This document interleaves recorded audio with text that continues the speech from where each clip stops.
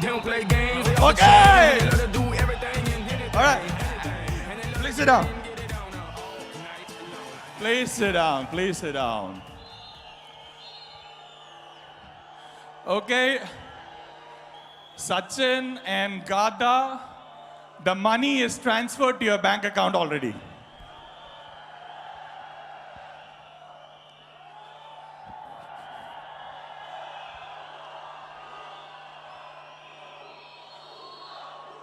Okay.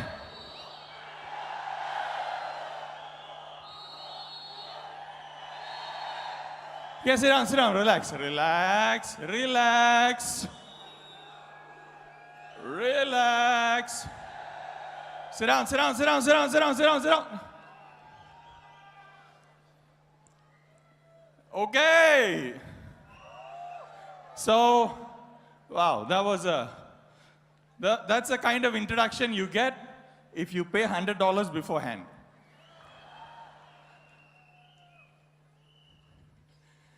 So the money transferred already, okay? All right. Well, day 4. Day 4 of week on number 25. Amazing. Amazing. The way you're sitting just reminds me of packed sardines. But then, for the people from other countries, this might look very strange. But for people from India, this is how the unreserved general compartment of the train looks like. And when I was in the university, I used to travel, and in universities, sometimes you don't really travel by pre-booking your train ticket. So I used to travel a lot from Chennai to Delhi and all that in unreserved general compartment. So this is how exactly it would be. People lying on the floor, and at night when you have to go to the washroom, you have to actually hop on top of the people. And I think that's how some of you sitting in the far corner of the row, if you have to go to the washroom, I think that's how you're going now. It's just amazing. So how was week on so far? Great, great. Okay. The mic once in a while behaves like my wife. It doesn't allow me to talk much. Now, apart from what you've already heard, I really don't have much more to say.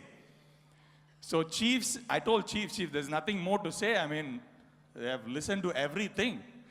So he said, Arun, just go on stage and stand there for 1 hour. They'll take some pictures. That's it. That's enough for them to keep going for 1 year. So I'm here. You can take some pictures. And then I go back. And the next speaker will come. All right? Now, seriously. What more can you learn? The V partners have come up and poured their heart out. Okay. So, love you all, love you all, love you all. Now, let's tone the love down a bit. My wife is recording this and watching it.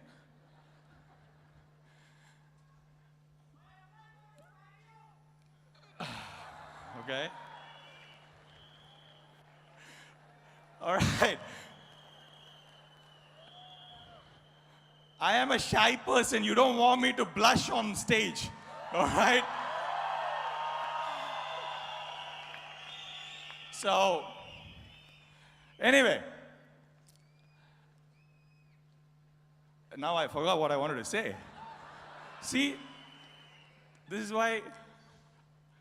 Okay, so, whatever.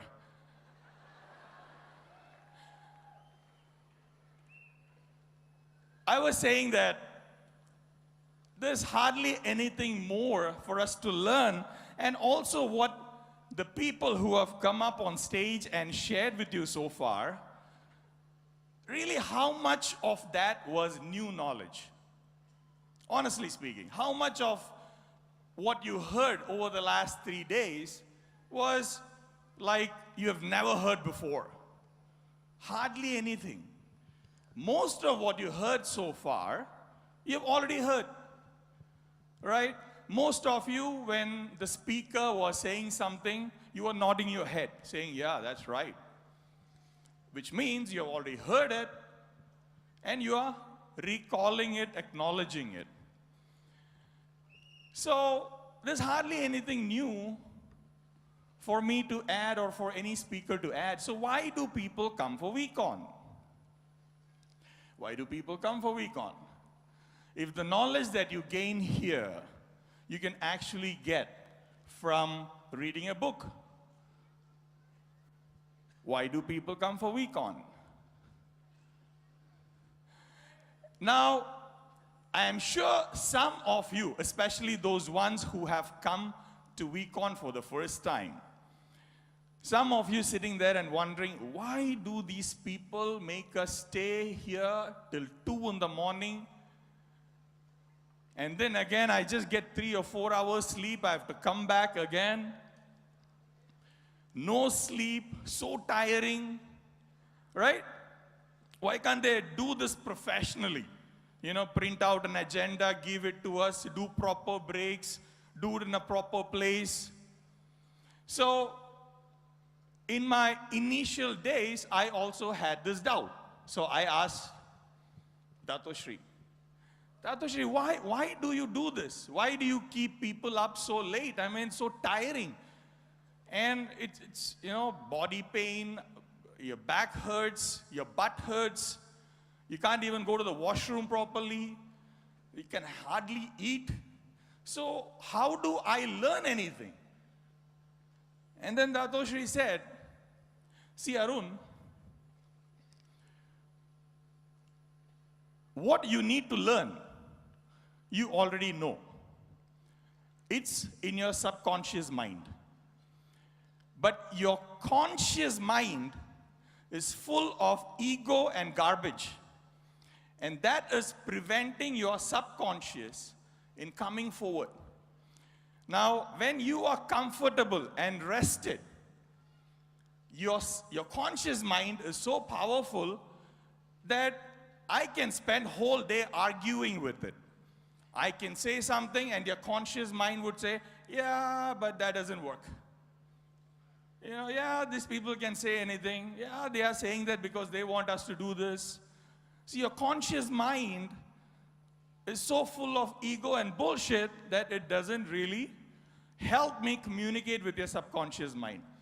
Now, your real power lies in your subconscious mind, and I am interested in that.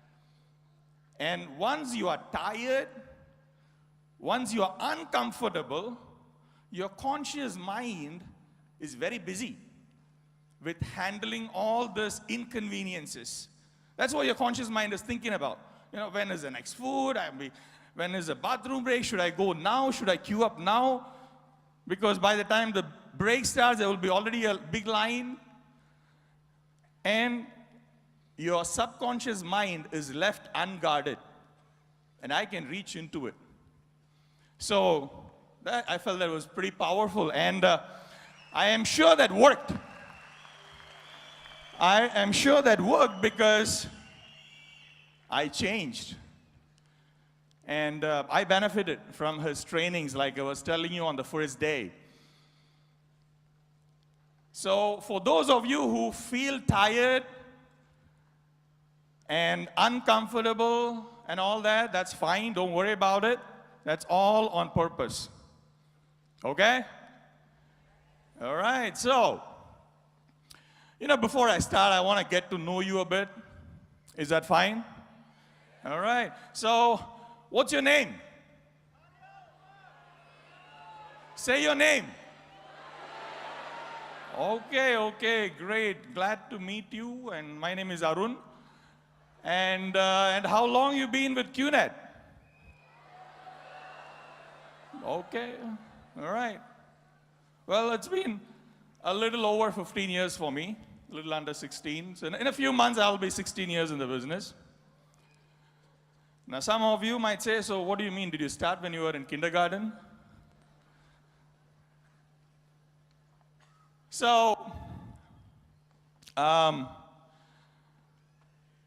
many of you sitting here are excited and happy that you came here?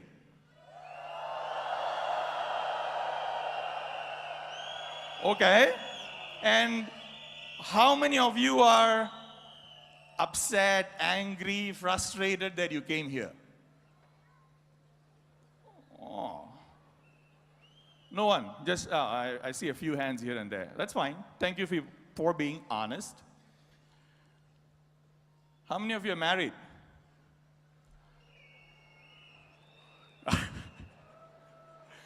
Okay.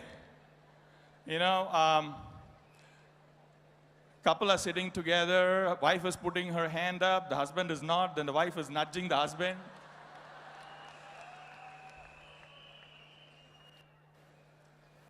So, all right, all the married people sitting together, wife sitting together, please stand up. No, whoever are sitting together, stand up, others. Okay. All right. So, guys, has your wife told you that magic 3 words yet? Today, did she tell you those 3 magic words yet? No? Not yet? The magic words which whenever you make a mistake, your wife will say, I told you. That's what I said. So she told you that already today. Okay, great.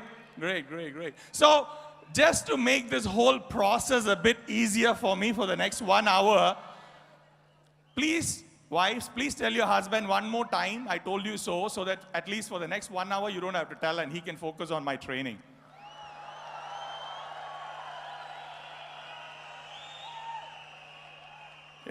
Wives have got a few of those collections of those 3 magic words. She calls you up and asks, where are you? Another 3 magic words.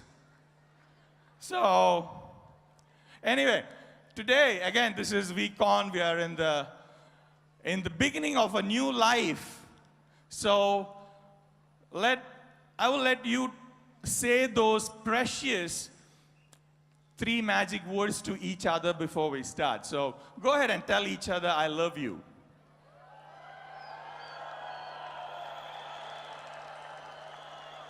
All right. Now give a hug to each other. Come on. All right. Okay.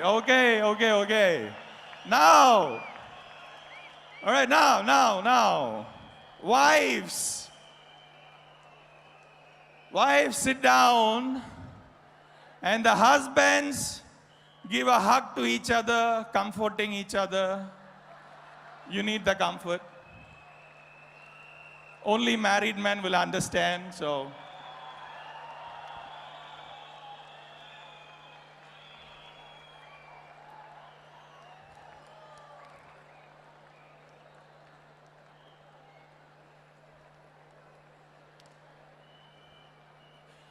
The 16 years of being with QNet has been an amazing journey.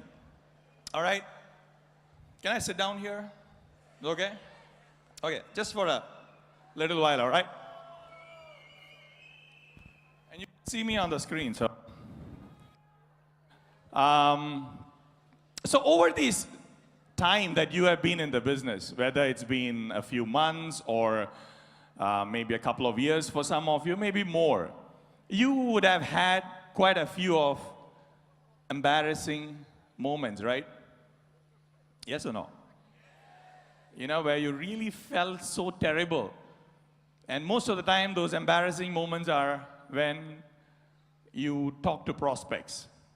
Yes or no? Okay. So I had one such terribly embarrassing moment. You want to hear about it? So then you can feel good and I can feel bad. So, you know, this happened during my first, I think the second month in the business. And see, when I signed up, I was pretty young, like I told you. Just a little more than kindergarten stuff. I was 23 years old when I signed up. So I had very less working experience. I had actually worked in a job for maybe a couple of years. That's it. Less than 2 years. And in those 2 years, I actually changed about 8 jobs. Okay? I know I'm not very proud of it, but I just didn't like the concept of work in a job. So the first time you take a job, you're excited, and within a month, your excitement goes down because you get disillusioned about what the potential of the job is. And then you go into another job thinking that that would be much better. But then that also turns out to be something similar. And after 3 or 4 such switches, I realized that all the jobs are the same. So, you know, while I was working my upline, okay, you've seen my upline? No? Oh my God. My upline here? There? My upline, please stand up and let the crowd acknowledge you. I know they are confused. No, my upline.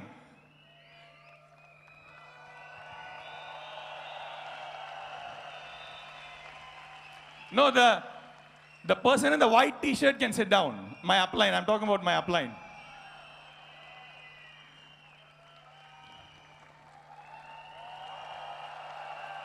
Okay.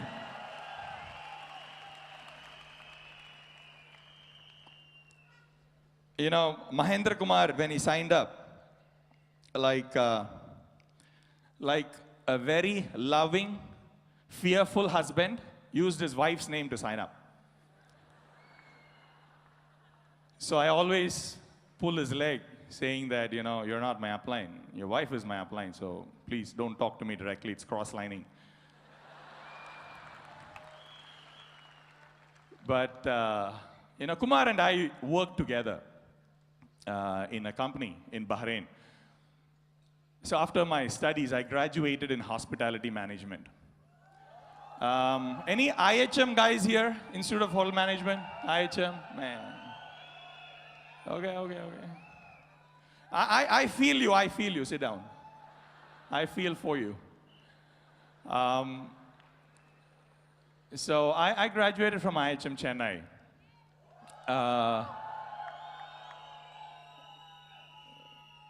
Okay. Ooh, to you too.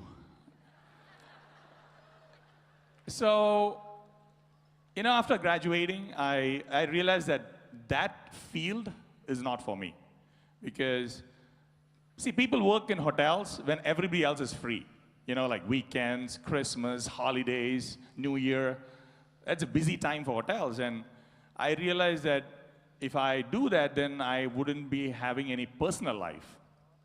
And so I was looking for a shift. I went to Bahrain, and I joined a company called Unilever.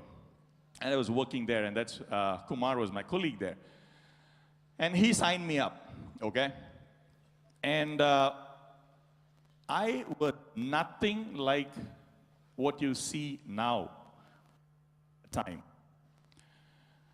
At that time, I was very shy, introvert. I wouldn't talk to anyone, all right? I wouldn't talk to...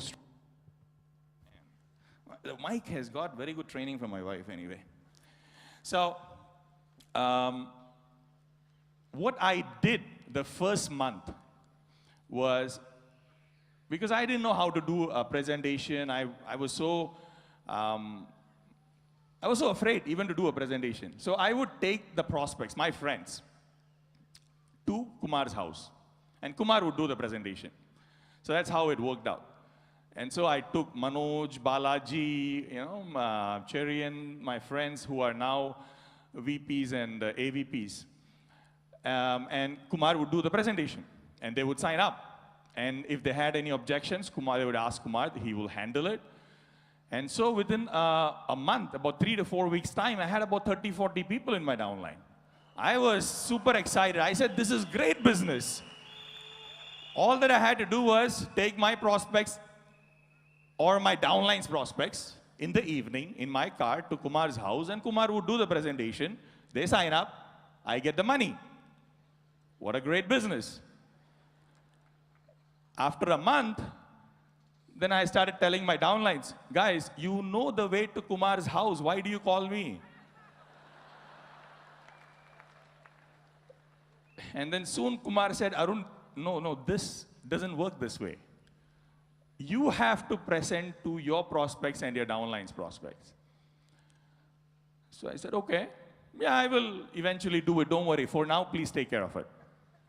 I said, no, I cannot. Because now all these people are bringing their prospects to my house. My wife is going to kick me out very soon. So please take care of your own team and their prospects.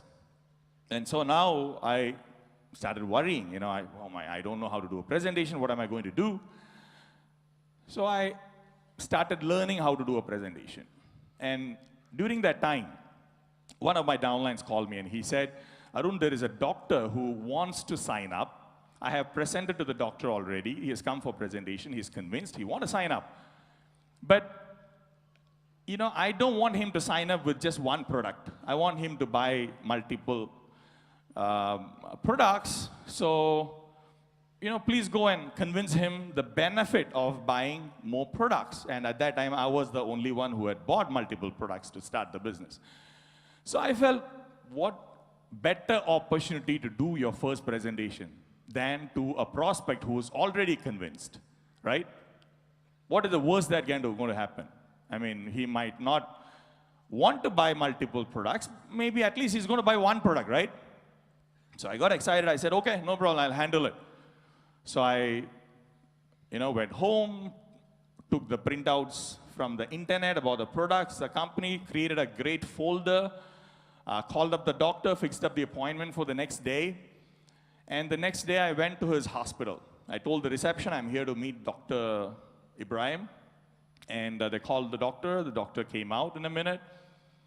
And then the doctor took me to a small conference room.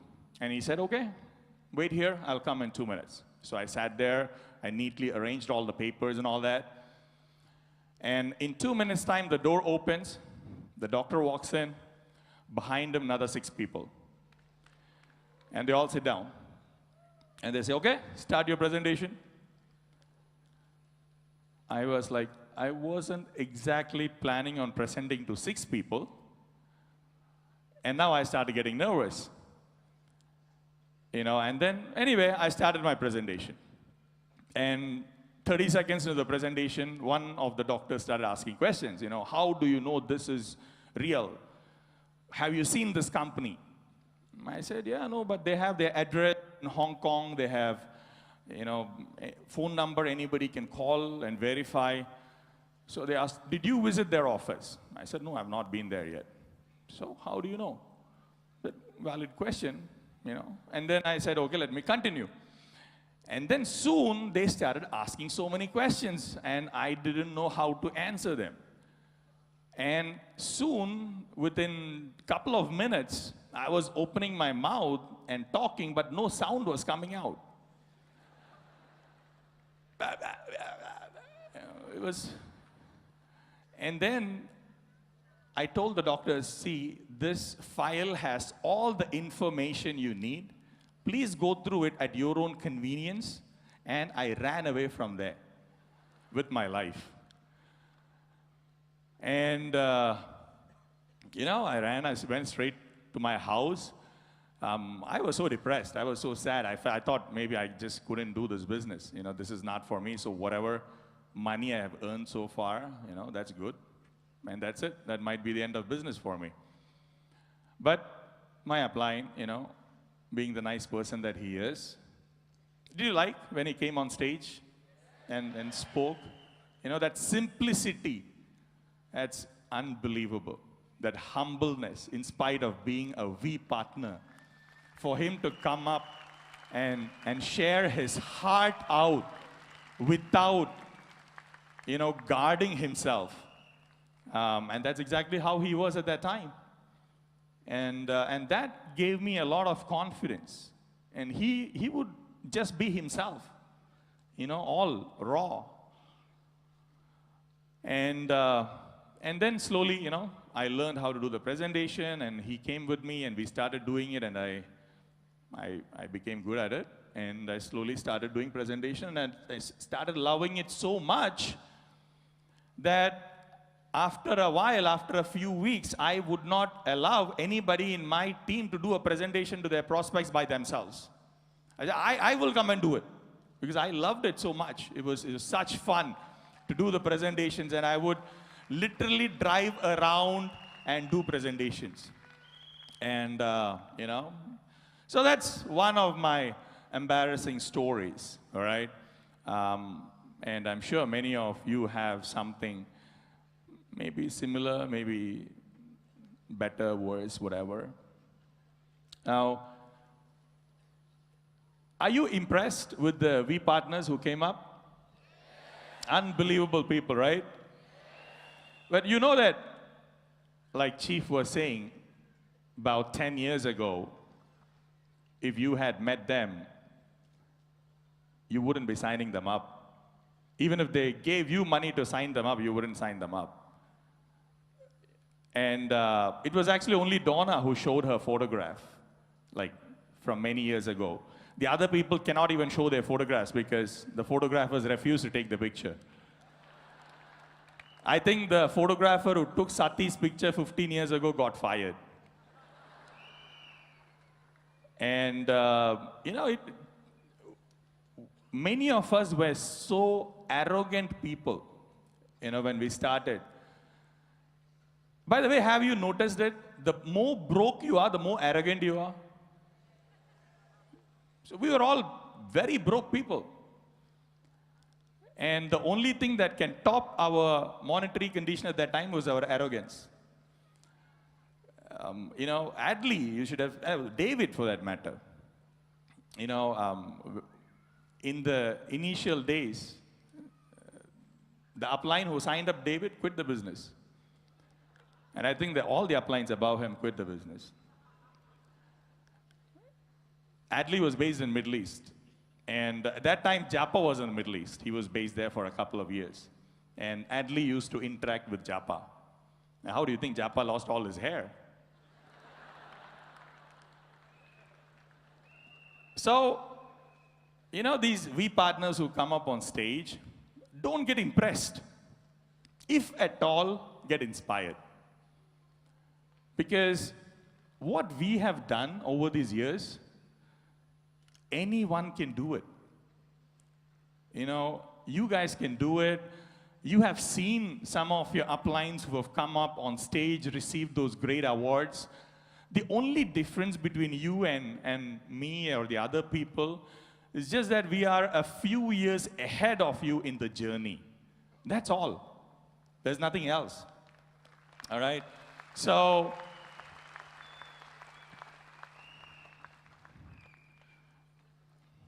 let me drink some water, okay?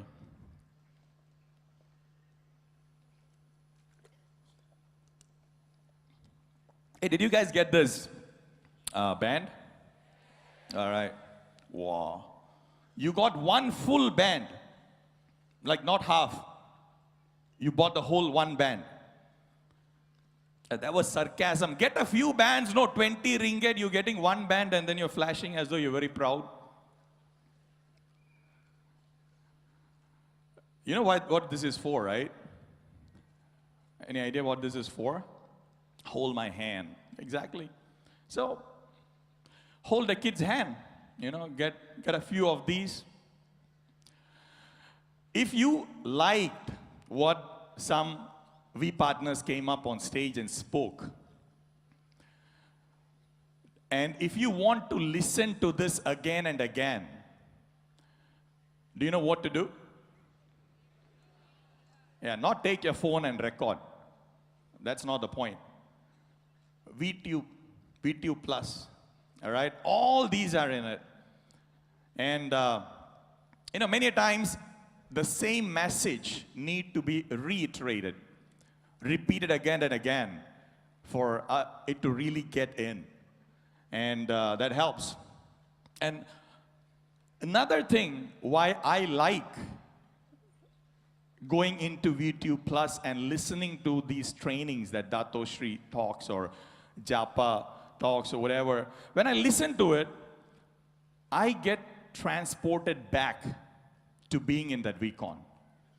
It's just, I feel that same energy that I felt during those 5 days. Now, what will actually transform you here in these 5 days is not the knowledge. It's not what we speak to you on the phone. It's not these words. Because like I was telling you before, what we are talking to you is nothing new. Yes or no? These are things which you already knew. But what will transform you in these 5 days? What will help you evolve, empower, enrich, and make you strong to go out and prove them wrong is the transformation in your energy inside.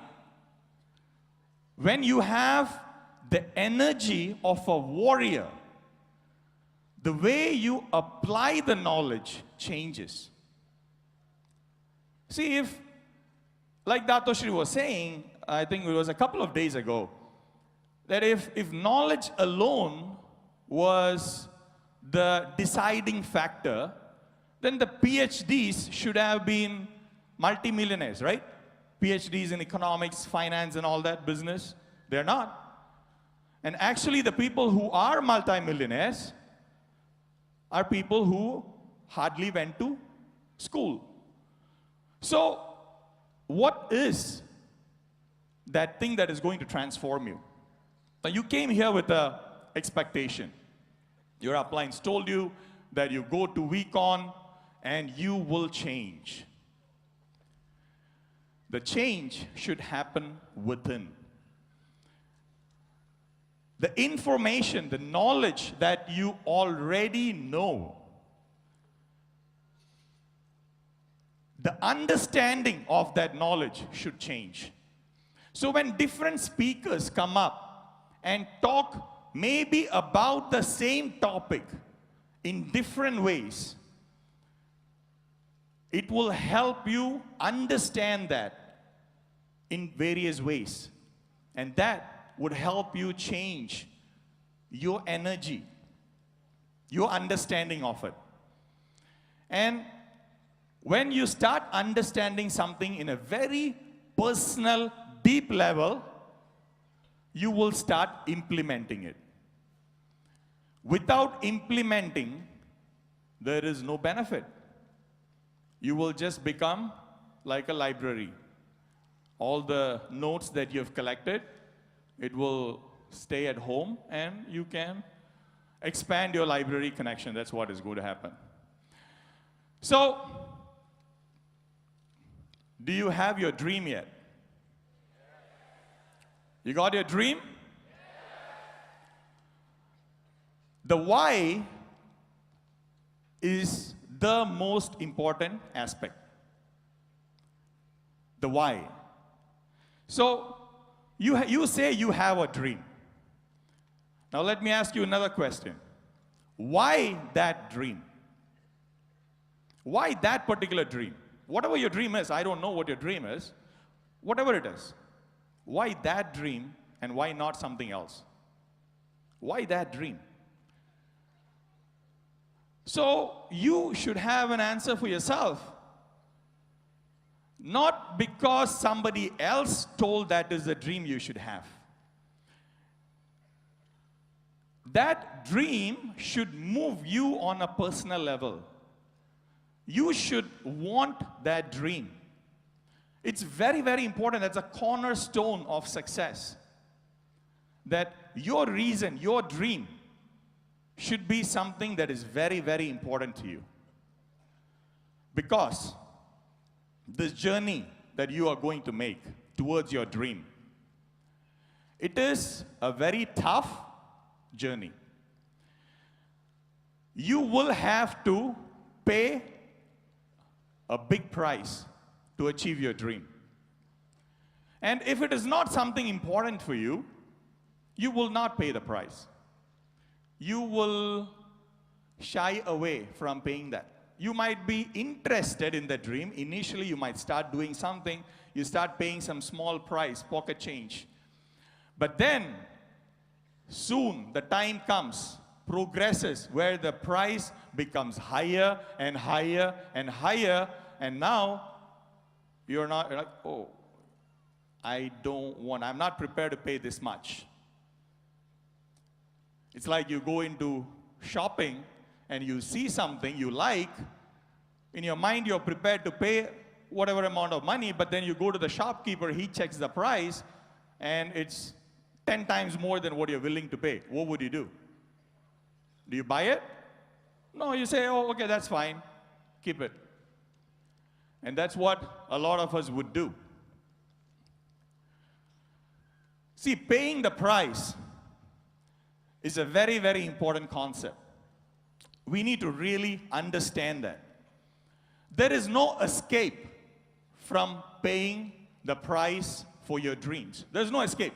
In fact, there is no escape from paying the price at all.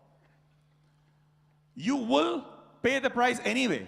Whether you pay the price for success or for failure is your choice. There is no escape from paying the price. Now, the difference between paying the price for success and paying the price for failure is that paying the price for success is for a short period of time. But the price for failure, you will pay till you die.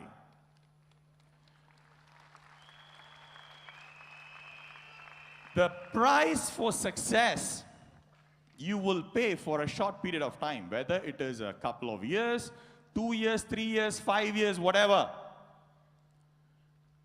But if you choose not to pay that price, you cannot escape from paying the price for your failure, which you will have to pay till you die.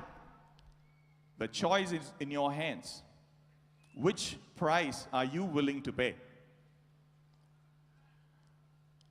There is no escape from paying the price. Now, let me help you understand this, all right? If you go to a shop and you want to buy something, and the shopkeeper says this is $100, what would you do?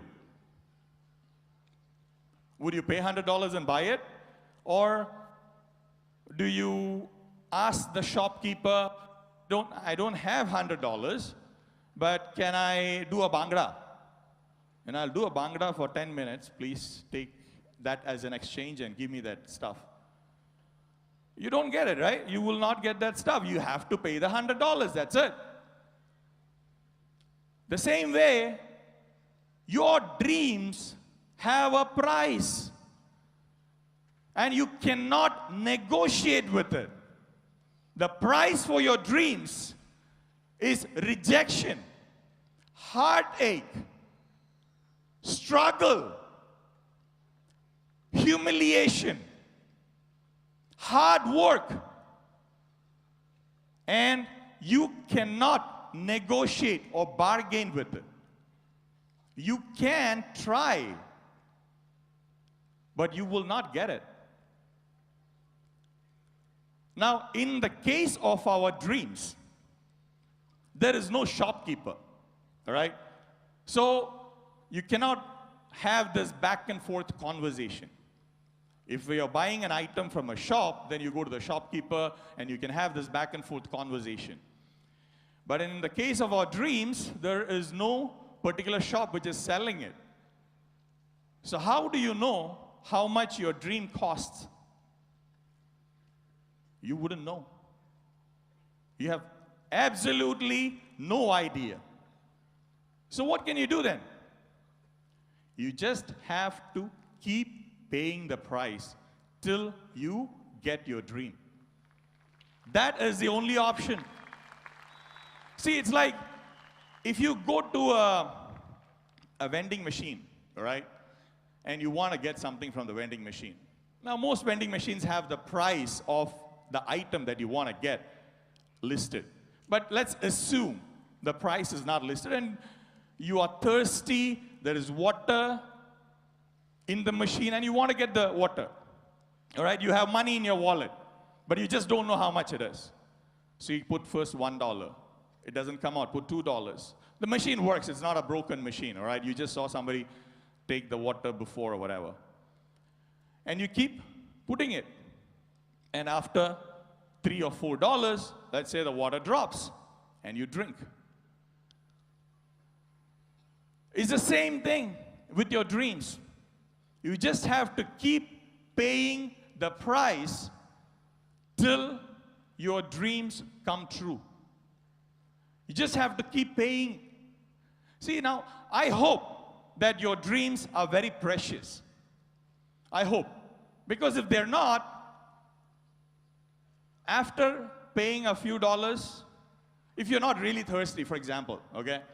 There's water there, but, you know, you're not really thirsty, and you just want to try it, you put a couple of dollars, and the water doesn't come. Now you start thinking, oh, maybe the machine is broken. You know, so let me not waste my remaining money in it. Anyway, I'm going to go home in the next 1 hour or so. I'll drink water there. Do you understand? But if you're really thirsty and you are, you know, at the verge of dying from thirst, but you have the money on you, you will keep putting it. So if you have a cheap dream, you will not pay the price. You will start bargaining with it. So I hope that you have a very, very precious dream that is worth every heartache, every tear, every rejection that you will have to pay. And believe me, you will have to pay. I wish I could stand here and tell you that it is all going to be easy. Don't worry. You know, just do a few presentations here and there. Somebody will come and sign up, and then, you know, it just takes off. It doesn't. It does not. And if you are not willing to pay the price, then stop doing this. Don't waste your upline's time. They have more precious dreams. Don't ask stupid questions like, oh, how many more presentations do I have to do? Why do I have to come for week-on? Why is it 5 days? Why do I have to go to the system every week? Why do I have to read these books? How many more presentations? How much ever more it takes. That's how many more presentations you got to do. And stop freaking counting your number of presentations. And I hope your dream is that much precious that you will not even think of counting the number of presentations. That you're so busy looking at your dream. And when you have such a valuable dream, you know what will happen? You will actually look forward for every moment to pay the price. Because you know that when I am paying the price, I am getting closer. I am progressing in my journey to my dream. You will actually be so happy that you are paying the price.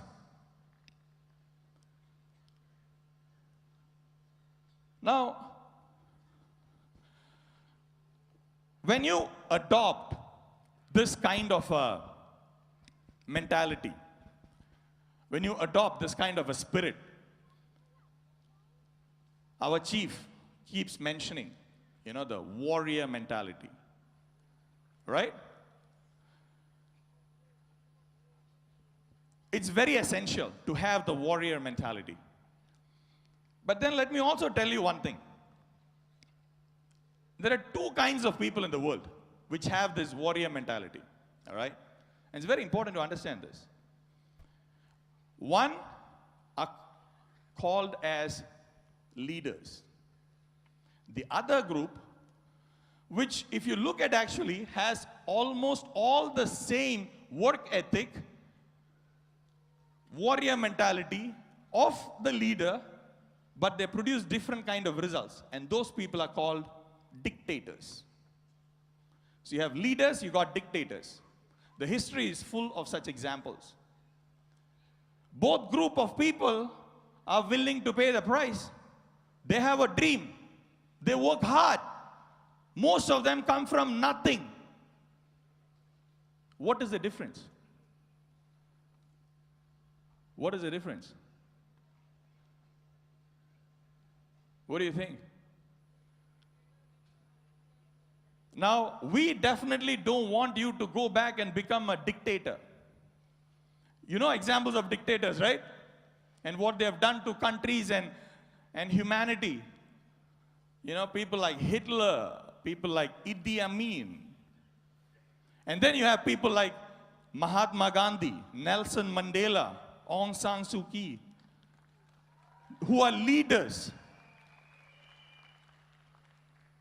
The difference is in why they do it. For what purpose? The leaders do it to empower people, to lift people up, to help them achieve something. Whereas dictators do it to oppress people and make them do what the dictator wants them to do. All right? Now, both of them work hard. They have the charisma. They can talk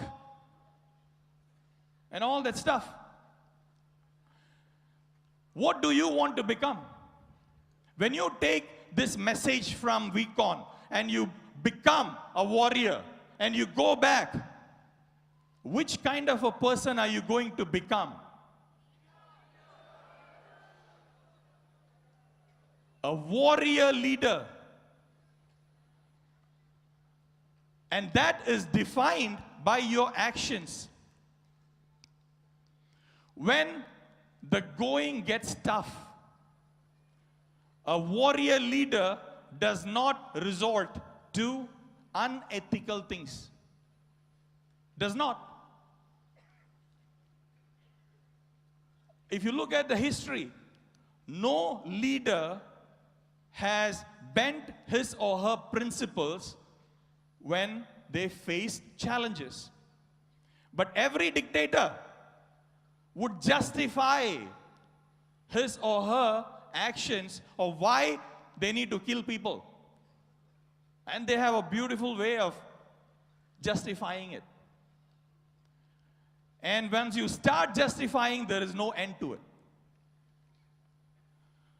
We have a very beautiful business. You don't need to lie. But you need to be willing to pay the price. Now, you have seen me a few years ago, like a couple of years ago. How many of you have seen me like 2 or 3 years ago? Okay, a few of you. I was 3 times the size. I want to show you some of my pictures from 2012, okay? This is just 2012. So, if you're ready, you can show these pictures. All right? So, look at that. This is just 2012. I had no neck. I mean, it just came all the way from here to my collarbone. And that's how 120 kilo person looks like. All right? And yeah, go on. That's how a 120 kilo, 50-inch waist looks like. All right? Okay. Yeah, these are my, teammates. Dr. Anil, Manoj, Cherian, who is a V partner now. Manoj, Balaji, who are AVP. These are people who signed up with me when I... Okay. All right, next. What else we got? That's my family. My wife, Mary, my son, Tristan, Trisha. All right, next. All right, this is our house in Chicago. My son is playing. Okay, that's it.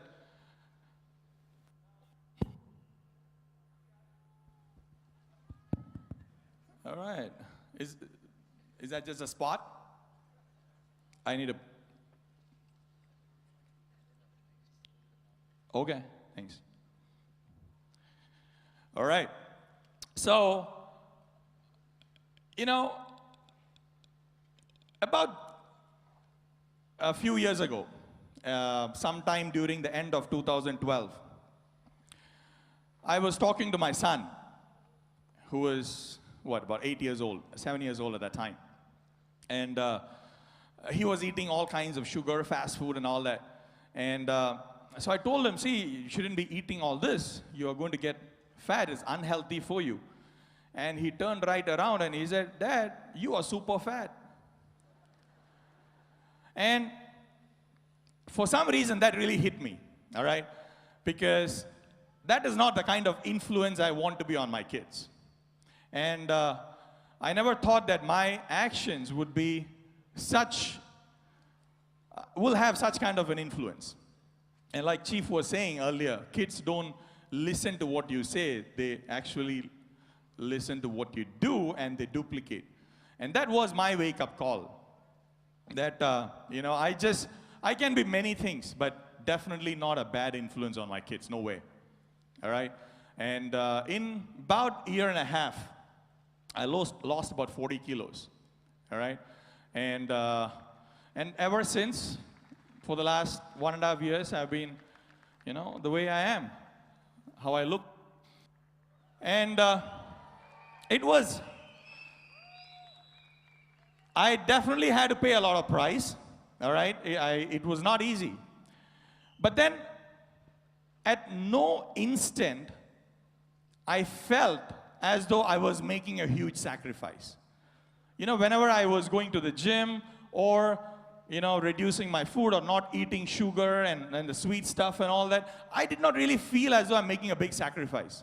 I was actually feeling happy inside that I am doing this so that I can be an influence, a positive influence on my son, on my kids. All right? So, a lot of people come up to me and ask, what is the point in living like this? You don't eat sugar, you don't do this, you don't do that. What's the point in living?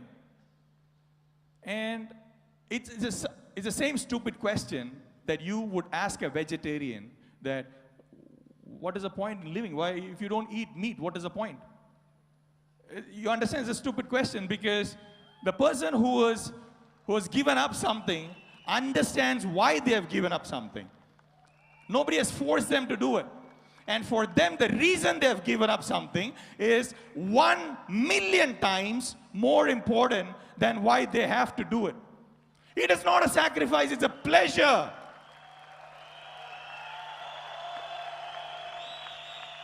When you pay the price, you will smile and pay the price, not complain. If you catch yourself complaining, that should mean that you don't understand why you're paying the price. Now, you all have got dreams.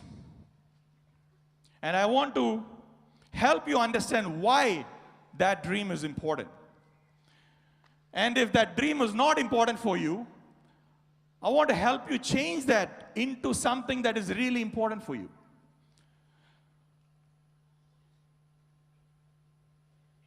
Let me show you a video, okay? I want you to watch this video.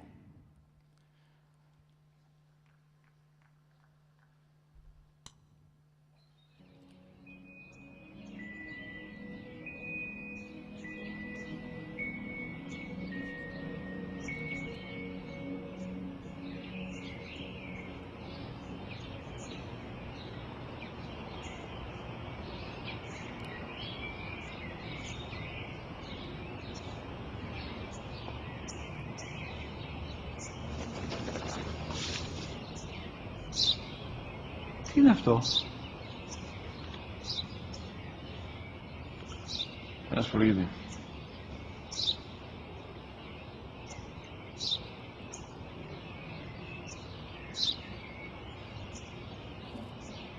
Τι είναι αυτό?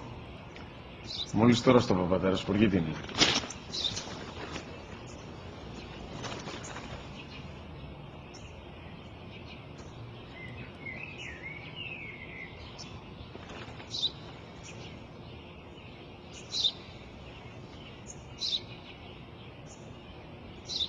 Τι είναι αυτό?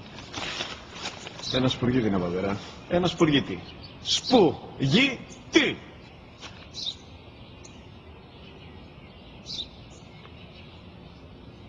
Τι είναι αυτό? Γιατί το κάνεις αυτό το πράγμα, μπορείς να μου πεις? Τόσες φορές σου είπα, είναι ένα σπουργίτι. Δεν το καταλαβαίνεις. Πού πας?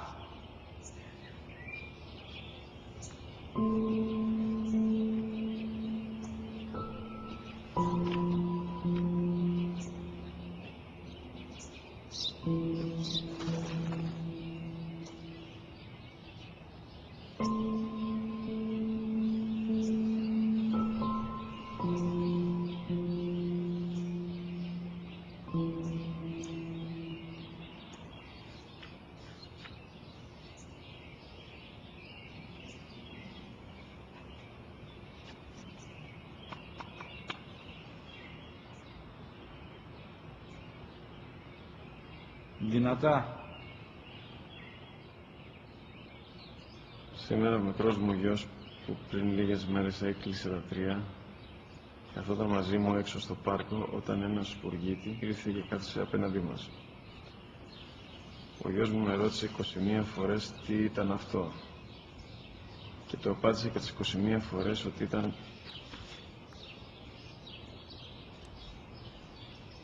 ένα σπουργίτι. Τον αγκάλιασε τρυφερά και τις 21 φορές που μου έκανε την ίδια ερώτηση, ξανά και ξανά, χωρίς να εκνευριστώ, νιώθοντας στοργή για το αθώο μου αγοράκι.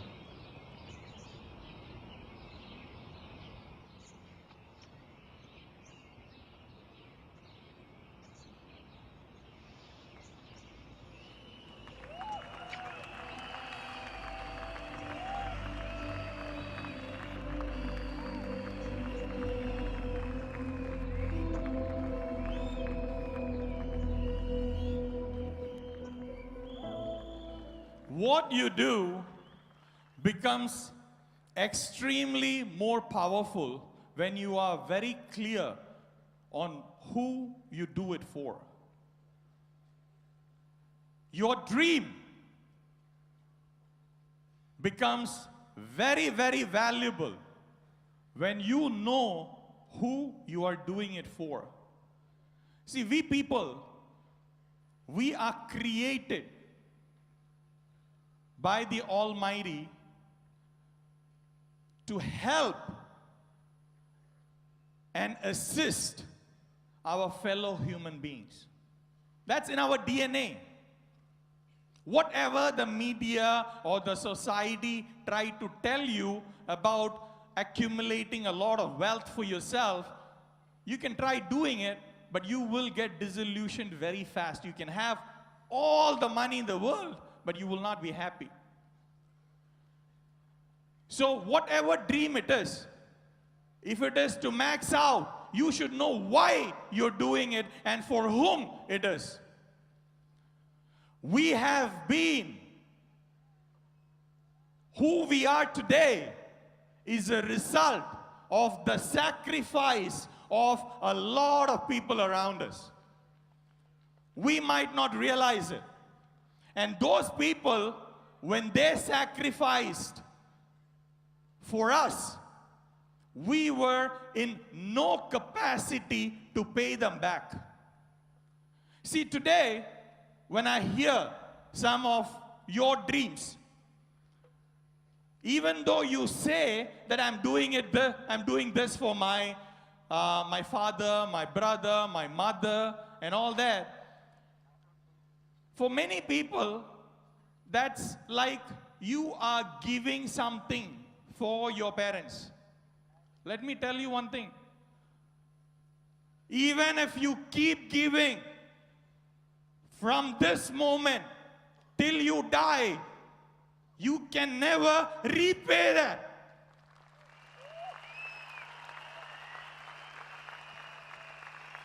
So stop thinking that you are doing them a favor if you take them somewhere on a vacation. What they have done for you, we are in no capacity to pay that back. But yet, we must try, because that makes us who we are intended to be. We are all made to be successful, phenomenal, beautiful people. The way we will become that is by what we do every day. And when you know in your heart why you're doing what you're doing and for whom you're doing, nothing will be able to stop you.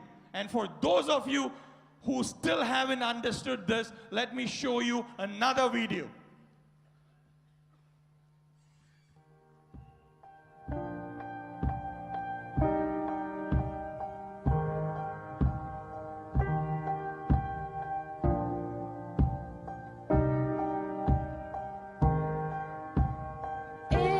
It was September 30th, 2008, when the doctor came in and he just said that my mom had a cardiac arrest. They told me that I had to make a decision. They said we can do A, we could try to revive her, but we'll probably break every bone in her body and she's feeling all the pain. Or B, we'll just let life take its course and we'll let her pass in peace. So frantically, I had a minute to decide what I had to decide, either life or this. And, I was told not to let the decision that I was going to make at that moment haunt me for the rest of my life. So I made the decision to let her go. I remember I just laid at her side and I was just weeping like crazy. I told her everything I was grateful for. I told her, thank you so much for how you raised me. And the sad thing about it is that was the only time I did it. I never did it before. I never told my mom how much I loved her. I never told her anything until that moment. After that, I remember I kissed her and I said goodbye. I went inside the waiting room. I heard all these noises again, but no pitter patter of the feet, no nothing, And I remember I looked it up in him. I was like, is it over? And he said, yeah, it's over. To this day, she's always in the back of my mind every time I do my schoolwork. Everything I do, because she just taught me how to love, how to be kind, how to be real, how to be genuine towards people, live every second as if your last, and always help the poor. Live simply so other people can simply live.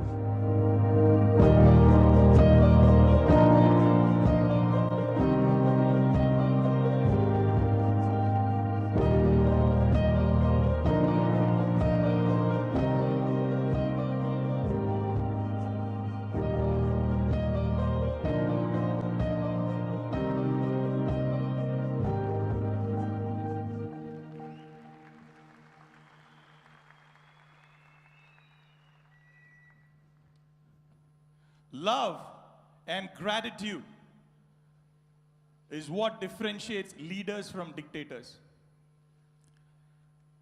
When you do something, what you do out of gratitude and love, you will never go wrong.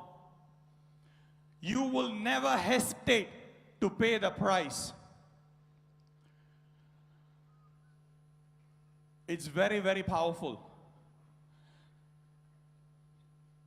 It's difficult for many of us to feel gratitude in our hearts because the people, you might feel thankful to some people in some instance, and then they do something wrong, and then you get angry with them, and that feeling of gratitude goes away.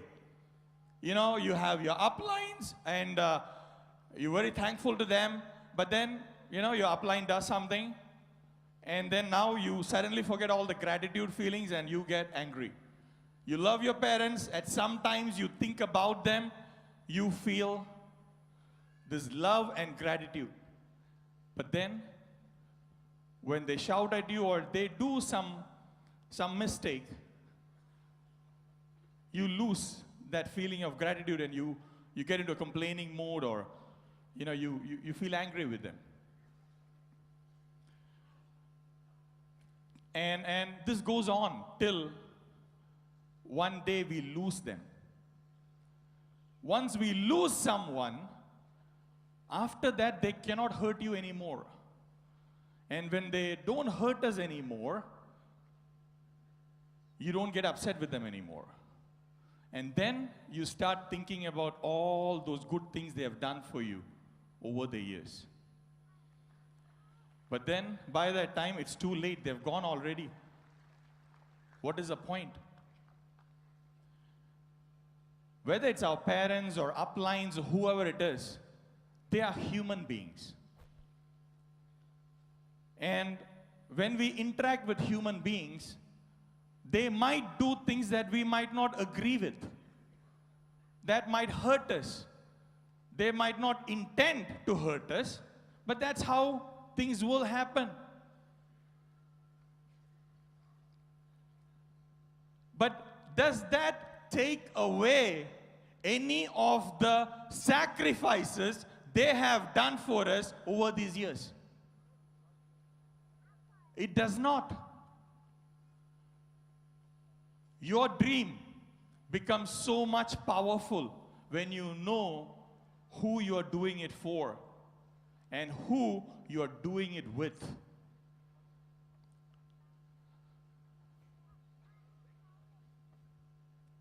Love and gratitude are very, very powerful feelings. And this feeling of love and gratitude will make you so much powerful.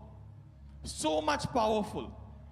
Not in an arrogant way, but in a very deep sense that nothing can take your dream away from you. Nothing will be able to move you from your path.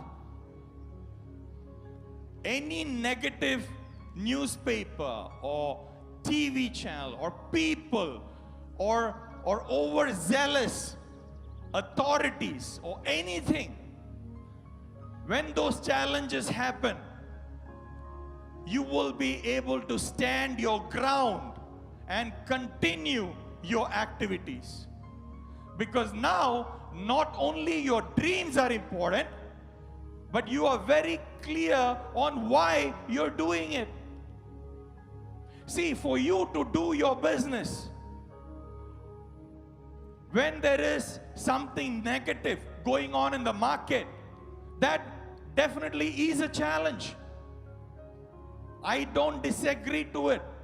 But then, when you are growing up, if your mom or dad had to work 2 jobs and then take care of you, was that a challenge in itself or not?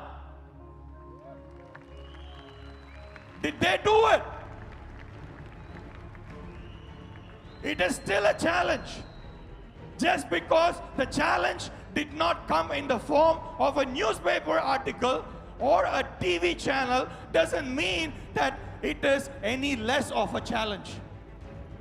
It is a challenge. And you are sitting where you are today because a lot of people have paid the price to make you sit where you are today. I want you to stand up.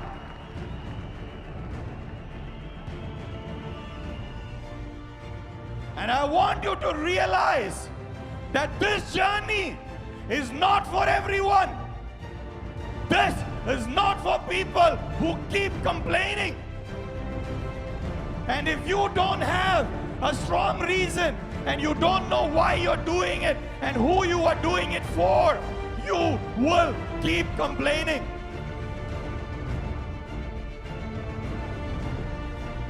And when it gets tough, and if you don't know who you're doing it for and who you are doing it with, it becomes very tough. But if you are very clear, on who you are doing it for and who you are doing it with, then paying that price becomes such a happy feeling. You will look forward for it. You will not complain. You will be happy. You will be thanking the God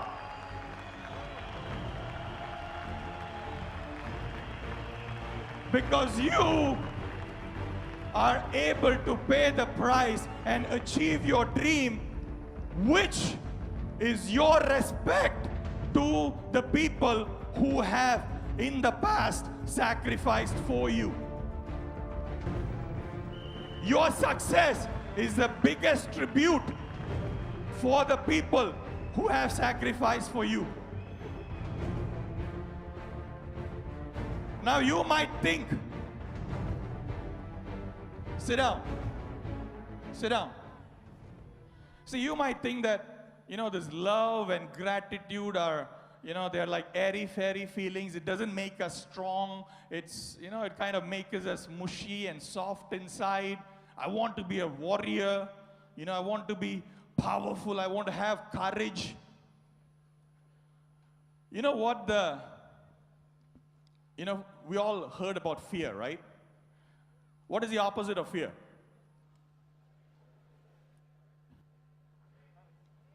Courage? Brave? What gives you that courage? The best way to overcome fear is love and gratitude.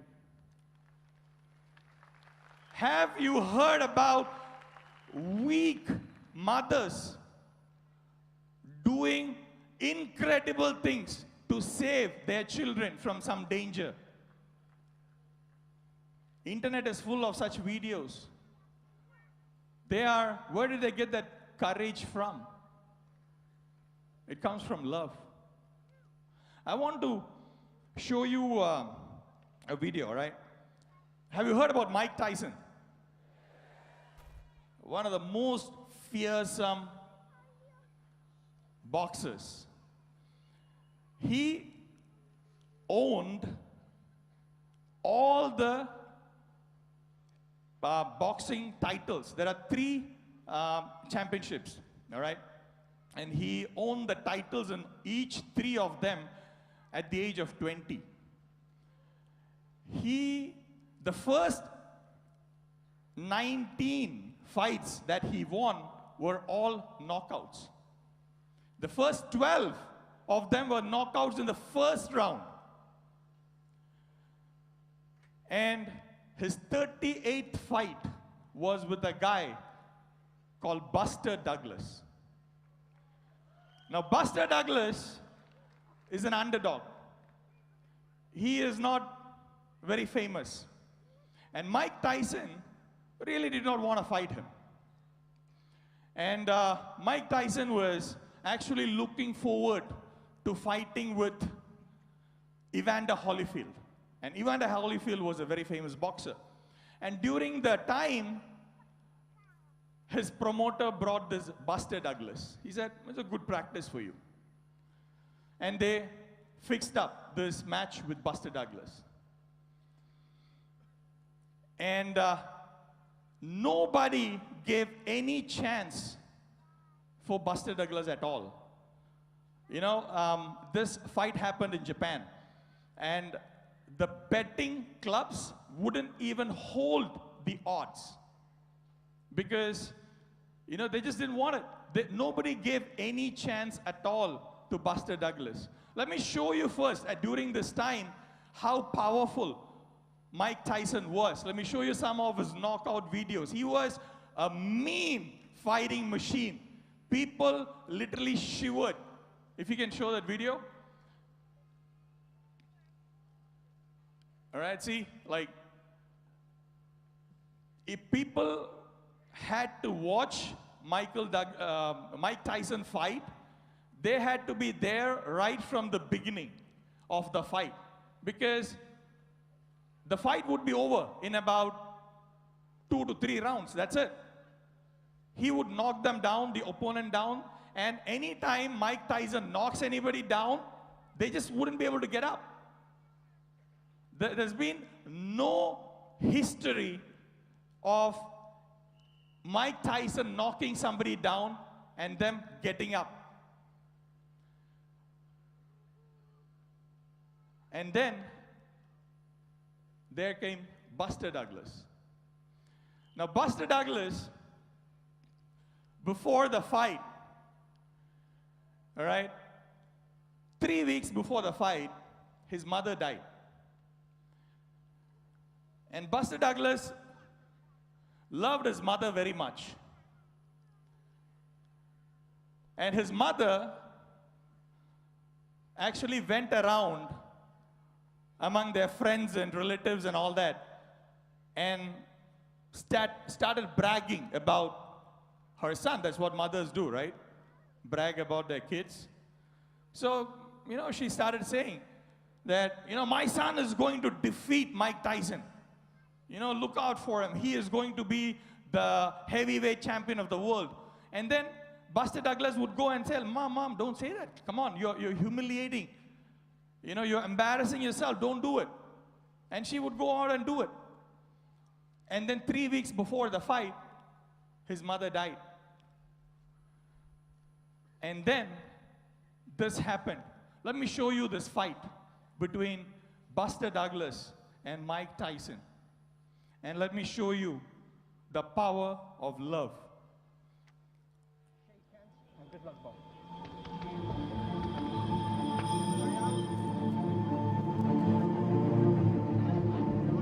Keep in mind that Carl Williams looked pretty loose and relaxed against Tyson.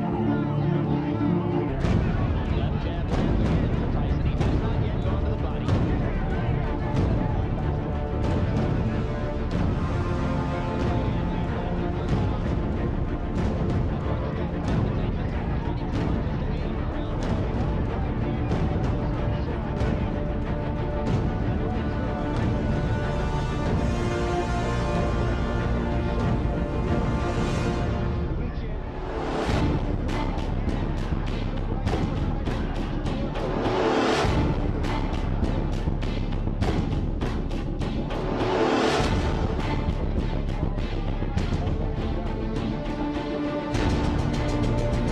Mike Tyson just kept hammering Buster Douglas.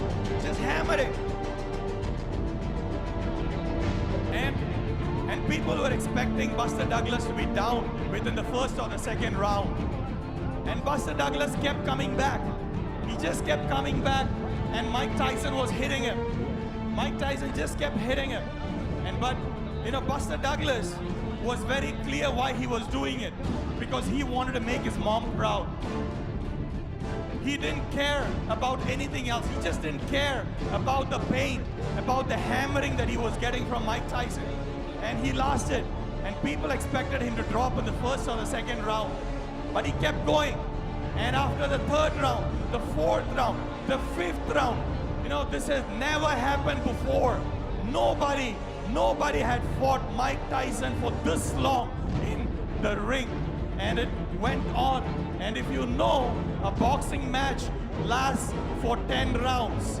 And that it had never happened before that somebody had fought Mike Tyson for that long.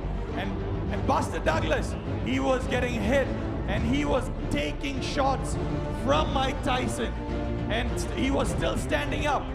I'm sure he would have felt the hurt, but I think his love for his mother was much more than the hurt. And he kept going back up. And when he kept going back up, Tyson put him down again. And Tyson started hitting him and hitting him again. And the fight went on for the 8th round. And Mike Tyson never ever expected this.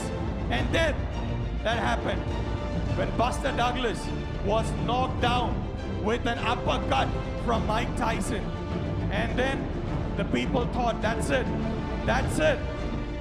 It was great that Buster Douglas went on till 8 rounds, but he will never get up. But he did get up. And then people expected that Mike Tyson would come in and finish the fight. And then the round 9 happened. And then Mike Tyson kept hammering him. But then Buster Douglas started fighting back. He started fighting back. And Mike Tyson didn't know what hit him. And he started hitting back, which had never happened ever. And then the fight went on to the 10th round and the final round. And then the unbelievable started to happen. And this is the 10th round.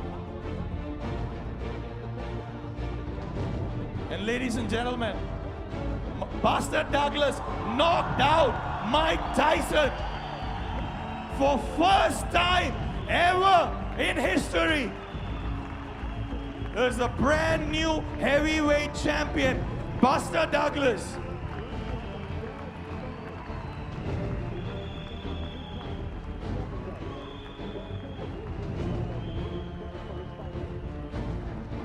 And when people asked him, how did he do it?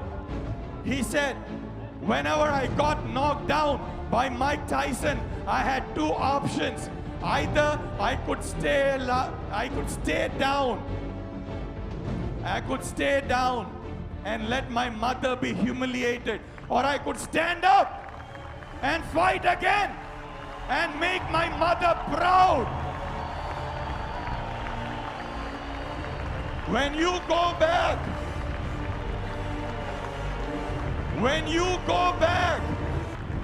you will get knocked down. You will get knocked down.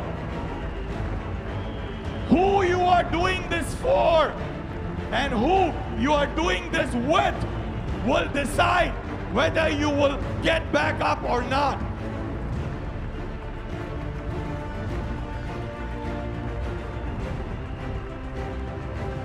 You have amazing uplines. I have some of your uplines right here. There. These people know why they are getting up every time when they get knocked down.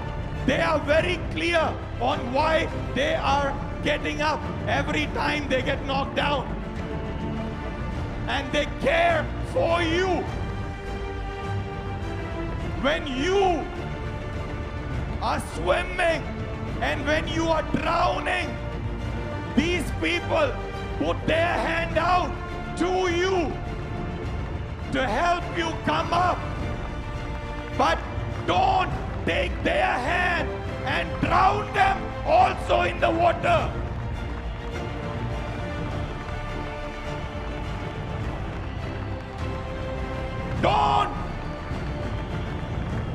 Don't make them sacrifice their dreams because you are not man enough to pay the freaking price for your dream. if you are not man enough to acknowledge the love and the gratitude of the people who have sacrificed for you, then there is the door. Get the fuck out. This business is not for you.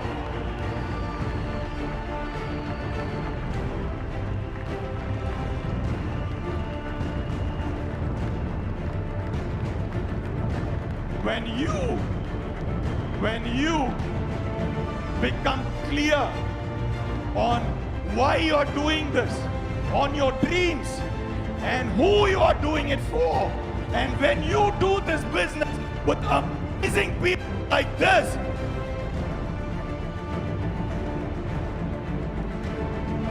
you will become phenomenal.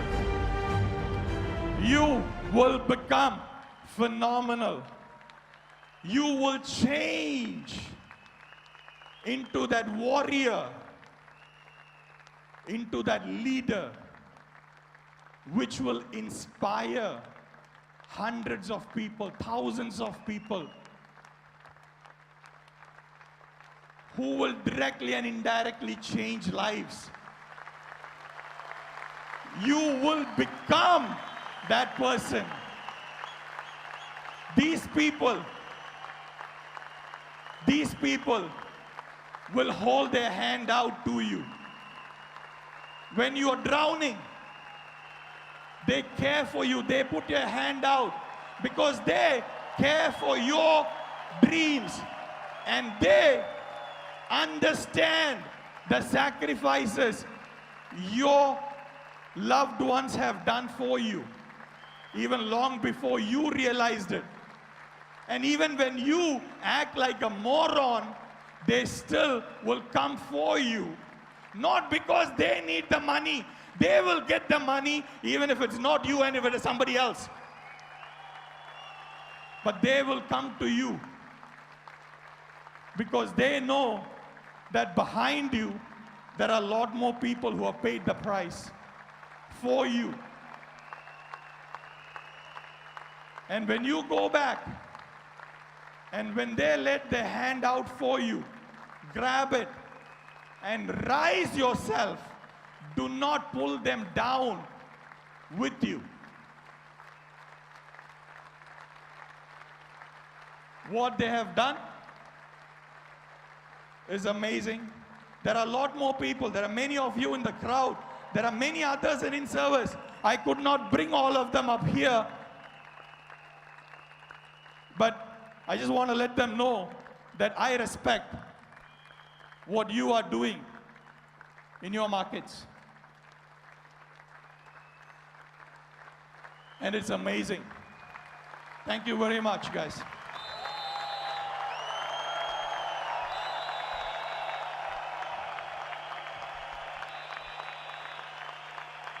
I leave you with this song, and I wish and I pray that each one of you become phenomenal. Every breath in my lungs, I'm stopping something now, you know.